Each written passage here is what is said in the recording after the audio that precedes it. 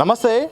Delhi liquor కేసులో కీలక పరిణామం కూడా చోటు చేసుకుంది. ఇంతకాలం ఇక ఆమ్ ఆద్మీ పార్టీ సంబంధించిన కీలక నేతలైన మాజీ ముఖ్యమంత్రి అరవింద్ కేజ్రీవాల్ అలాగే ఉప ముఖ్యమంత్రి సిసోడియాపై కూడా చాలా ఆరోపణలు వచ్చాయి. అయితే తాజాగా రౌస్ అవెన్యూ కోర్టు అయితే మాత్రం ఎలాంటి ఆధారాలు కూడా లేవు, అభియోగాలు మాత్రమే కానీ దానికి సంబంధించిన ఆధారాలు లేవని కూడా చెప్పడంతో ఒక్కసారిగా క్లీన్ చిట్ అయితే వారికైతే వచ్చింది. ఇదే నేపథ్యంలో దేశవ్యాప్తంగా ఆమ్ ఆద్మీ పార్టీలో కూడా ఒక సంబరమైన వాతావరణం కూడా కొనసాగింది.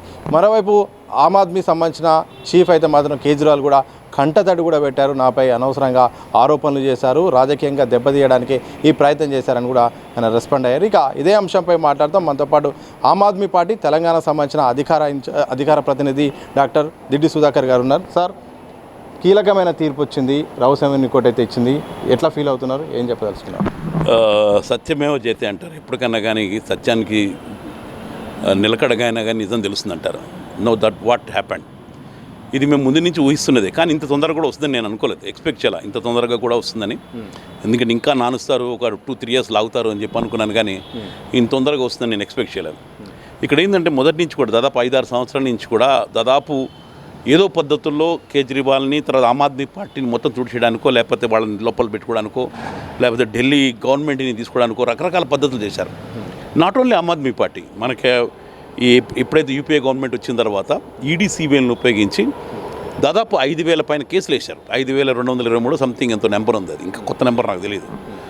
అన్నిట్లో కూడా దాదాపు 2,000 పైన కేసులు వాళ్ళు బీజేపీలో జాయిన్ అయిపోయిన తర్వాత అన్నీ అయిపోయినాయి. మహా మేధావులు, చాలా పెద్ద కరప్షనిస్టులు అన్నీ కూడా. ఎందుకంటే అటు చూసాం మనకి శారదా స్కాము, నిర్దా స్కాము, లేకపోతే వాళ్ళు కానీ రకరకాల అందరూ కూడా ఈ రాష్ట్రంలో రమేష్ కావచ్చు, సుజనా చౌదరి కావచ్చు, వీళ్ళందరి మీద కేసులు అయినాయి. అందరి దగ్గర ఈడీ కేసులు అయినాయి. అందరూ కూడా బీజేపీకి వెళ్ళిపోతే క్లోజ్ చేశారు. ఇక్కడ కూడా అదే ప్రయత్నం చేశారు, కానీ ఆమ్ ఆద్మీ పార్టీ నాయకులు లొంగలేదు. ఒక టైంలో కార్యకర్తలందరం మేమందరం నిరుత్సాహపడ్డాం. ఏంది అసలు 5 పెద్ద నాయకులు లోపల ఉన్నారు, అసలు ఏమవుతారు లోపల, అసలు పార్టీ ఉంటుందా లేదా అన్నది కూడా ఒక టైంలో భయపడ్డాం. కానీ మా వాళ్ళు ఏదంటే అంత గట్టిగా నిలబడ్డారో ధైర్యంతో ఆమ్ ఆద్మీ పార్టీ కార్యకర్తలందరూ కూడా ఈరోజు నిలబడున్నారు. ఎందుకంటే సత్యేంద్ర జైన్ లాంటి వాళ్ళు, తర్వాత సిసోడియా దాదాపు 2 years ఆయన కూడా, తర్వాత మనకి సంజయ్ సింగ్ 6 నెలలు, కేజ్రీవాల్ 6 నెలలు. నిజంగా అంతంత పెద్ద పెద్ద నాయకుల్ని పెట్టిన తర్వాత ఇప్పుడు who is responsible for that? వీళ్ళ టైంని వెనక్కి తీసుకుని ఇవ్వలేరు కదా. వీరి మీద ఏదైతే అభియోగాలు మోపి ఇంత బదనాం చేశారు, ఎక్కడ చూసినా కేజ్రీవాల్ చీటరు, కేజ్రీవాల్ దొంగ మా మాటను ఎవరైనా వెనక్కి తీయగలుగుతారా?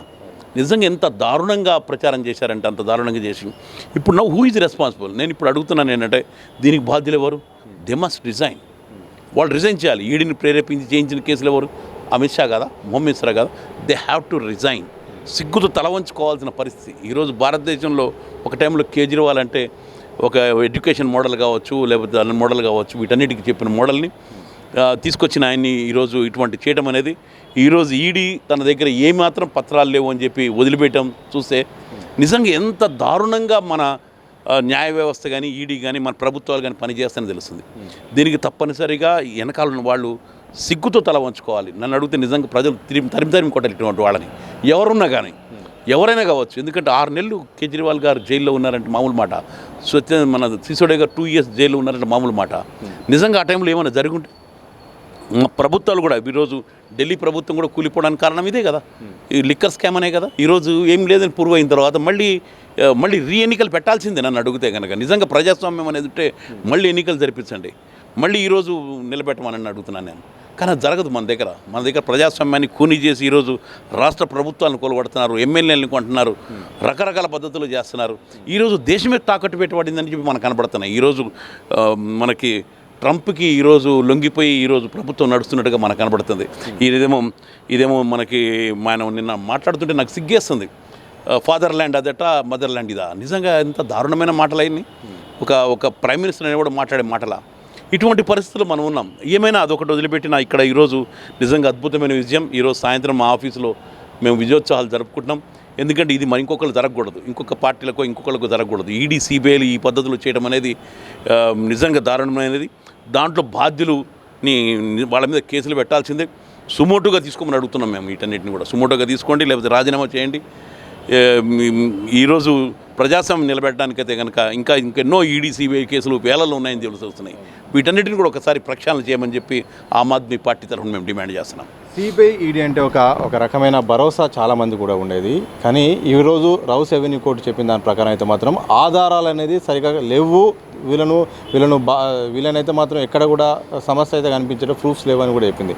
మరి దీనిపై ఇక ఈ కోర్టులు అంటే సిబిఐ ఈడీ నిజాయితీ పైన భవిష్యత్తులో కూడా ఒక ప్రశ్న వచ్చే అవకాశం ఉందా? డెఫినెట్గా అండి. ఎందుకంటే ఇంతకుముందు కూడా కాంగ్రెస్ ప్రభుత్వం ఉన్నప్పుడు కూడా కొంత ఈడీని వాడారు అన్నట్టుగా అన్నారు, కానీ ఇంత దారుణంగా అయితే ఎవరు వాడలేదు.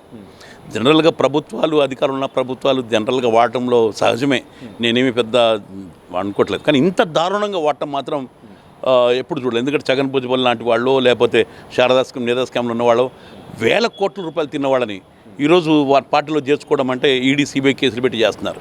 నేను ఇదే చర్చలు అడిగినప్పుడు బీజేపీ వాళ్ళు మాట్లాడతారు, కేసులు ఉన్నాయి కదా అంటారు. కేసులు ఉన్నాయి కానీ అరెస్ట్ చేయలేదు కదా వాళ్ళు ఎవరిని. ఇంతవరకు కూడా ఎవరిని కూడా వాళ్ళ పార్టీలో చేరిపోయిన వాళ్ళని, అవినీతి పనులు ఎవరిని కూడా అరెస్ట్ చేయలేదు. కేసులు ఉన్నాయని చెప్తున్నారు కానీ కేసులు ఎగ్జిక్యూట్ కావడం లేదు. అంటే వాళ్ళ మళ్ళీ పార్టీ మారితే మాత్రం కేసులు బయటకు వస్తాయి. సో అందుకని ఏంటంటే అందరికీ ఈరోజు ఈడీ సిబిఐలు అంటే కనుక నవ్వులాటగా అయిపోయింది. ప్రతిదానికి ఈడీ ఈరోజు చిన్న నిజంగా రియల్గా సఫర్ అయ్యేటోళ్ళు ఈడీ కేసుకి వెళ్ళడానికి కూడా ఈరోజు భయపడే పరిస్థితి ఏర్పడింది. ఎందుకంటే ఈ దేశంలో ఈడీని రాజకీయంగా వాడుతున్నారు. అందుకనే ఈరోజు రాజకీయ వ్యవస్థ మొత్తం భ్రష్టు పట్టింది. ఇది మారుతుందని కూడా నేను ఫీల్ అవుతున్నాను. చివరి చెప్పండి, ఈ యొక్క తీర్పు తర్వాత ఆమ్ ఆద్మీ పార్టీ విధానం ఎట్లా ఉండబోతుంది, అలాగే భవిష్యత్తులో ఇక మళ్ళీ రీబూస్ట్ అయ్యే అవకాశం ఉందా? డెఫినెట్గా. ఎందుకంటే ఇది సింహం 2 అడుగులు వెనక్కేస్తే ఓడిపోయినట్టు కాదు. ఇది మాకు ఒక మచ్చ లాంటిదే. ఇది రేపొద్దున ఒక దురదృష్టకరమైన అపవాదు మాత్రమే. ఇది ఈరోజు ప్రజల దగ్గర తీసుకెళ్ళటంలో మేము కూడా చేయలేకపోయామో అనుకున్నాం. ఎందుకంటే నిజంగా ఈ లిక్కర్ స్కామ్కి వచ్చినప్పుడు కనుక అదే అటువంటి సేమ్ ప్రాసెస్సే ఇటు పక్కన ఉన్న హర్యానాలో ఉంది, అటు పక్కన పంజాబ్లో ఉంది. అదే పద్ధతిలో తక్కువ రేట్లో అమ్ముతున్నారు. అక్కడ ఢిల్లీలో అమ్మేసరికి ఇంత పెద్ద రాచ చేసి గొడవ చేసి ఏదో స్కామ్ ఉందని చెప్పి అన్నారు. ఎందుకంటే ఈరోజు పక్కనున్న హర్యానా ఏదైతే ఉందో దాని పక్కన జస్ట్ మనకి ఇక్కడ సికింద్రాబాద్ అంత దూరమే అది. ఆ సెంటర్ నుంచి లిక్కర్ తెచ్చుకుని ఢిల్లీలో వాడుతుంటారు. ఫర్ ఎగ్జాంపుల్ 1,00,000 లీటర్లు కనుక ఒక పర్ డే వాడుతుంటే కనుక ఢిల్లీలో 50,000 లీటర్లు హర్యానా నుంచి తెచ్చుకుని తాగుతారు అందరు. అది తగ్గించడానికి ఆ రోజు రేటు తగ్గించి లేకపోతే ఏదో పద్ధతులు చేసి స్కీమ్ చేస్తుంటే దాన్ని పెద్ద స్కామ్ కింద చూపెట్టి ఈరోజు పెద్ద ఎత్తున చూపెట్టారు. మేము అదే అడుగుతున్నాం, ఈరోజు మరి పక్కనున్న మా హర్యానాలో ఎందుకు తక్కువ ధరకు అమ్ముతున్నాయి? అక్కడ 1+1 స్కీమ్లు ఎందుకు వెళ్తున్నాయి? 24 hour షాప్స్ అక్కడ 24 hour షాప్స్ ఎలా నడుస్తున్నాయి? ఎందుకు నడుస్తున్నాయి? వాటి మీద లేని మాట ఇక్కడ ఎందుకు మాట్లాడుతున్నారు? ఏమైనా ఈరోజు న్యాయం గెలిచింది, సత్యమేవ జయతే అంటారు. తప్పనిసరిగా సత్యాన్ని గెలిపించుకోగలిగాం. తప్పనిసరిగా ఈరోజు బూస్టప్ అయ్యి ఆమ్ ఆద్మీ పార్టీ కేజ్రీవాల్ గారు ఇంతకుముందు చెప్పారు, ఈరోజు బీజేపీని భూస్థాపితం చేయగలిగింది ఆమ్ ఆద్మీ పార్టీ మాత్రమే. ఎందుకంటే మేము న్యాయం కోసం నిలబడ్డాం, అవినీతికి వ్యతిరేకంగా పోరాటం చేసేవాళ్ళం. ఈరోజు మా మీద ఉన్న అవినీతి మరకలు చెరిగిపోయాయి. తప్పనిసరిగా దీన్ని ఒక పెద్ద ఎత్తున ఉద్యమంగా తీసుకెళ్తాం. ఆమ్ ఆద్మీ పార్టీ ఏంటో రాష్ట్ర వ్యాప్తంగా కాదు దేశవ్యాప్తంగా ఈరోజు చూపించి ఇంతవరకు ఏదన్నా మరకలు తుడిచేసుకుని కొత్త యువతరాన్ని తీసుకొచ్చి ఈరోజు దేశంలో ఆల్టర్నేట్గా రేపొద్దు రాబోయే ఎన్నికలకి సమాయత్తం అవుతాను అని తెలియజేస్తున్నాను. ఇది మొత్తంగా ఆమ్ ఆద్మీ పార్టీపై కేంద్ర ప్రభుత్వం కావాలని ఒక దురుద్దేశపూర్వకంగా మాత్రం ఇటు కేజ్రీవాల్పై అయితేంది, అయితే సిసోడియాపై అయితేంది, కీలక నేతలపై కూడా కావాలని ఈ కేసులో ఇరికిచ్చే ప్రయత్నం చేశారు. కానీ ఈరోజు ఆధారాలు దొరకలేని పరిస్థితి. అంటే రాజకీయ ఉద్దేశంతోనే ఈరోజు చేసి ఈడీని అలాగే సిబిఐని అయితే మాత్రం వాళ్ళ యొక్క సొంత అవసరాల కోసం కేంద్రం వాడుకొని ఆయా సంస్థల ఆయా ఏజెన్సీల ఈరోజు నిజాయితీ అనేది లేకుండా పోయింది. ప్రజల్లో కూడా ఒక నమ్మకం అని కూడా కోల్పోయే పరిస్థితికి వచ్చింది. భవిష్యత్తులో ఇక ఇలాంటి పరిస్థితులు రాకుండా మాత్రం కేంద్రంపై ఇక ఆమ్ ఆద్మీ పార్టీ యుద్ధం చేస్తుంది. అలాగే ప్రజల్లోకి వెళ్ళి కూడా అసలైన విషయాలు బయటకు తీసుకొస్తుంది. మరోసారి ఆమ్ ఆద్మీ పార్టీ ఎంతో భవిష్యత్తులో తీసే విధంగా మాత్రం ఒక్కొక్క అడుగు ముందుకు వేసి కూడా బయటికి వెళ్తుందని కూడా దిడ్డి సుధాకర్ గారు చెప్పిన సందర్భం అయితే కనిపిస్తోంది. కెమెరా పర్సన్ మధుసూదన్తో సతీష్, దిశ టీవీ, హైదరాబాద్.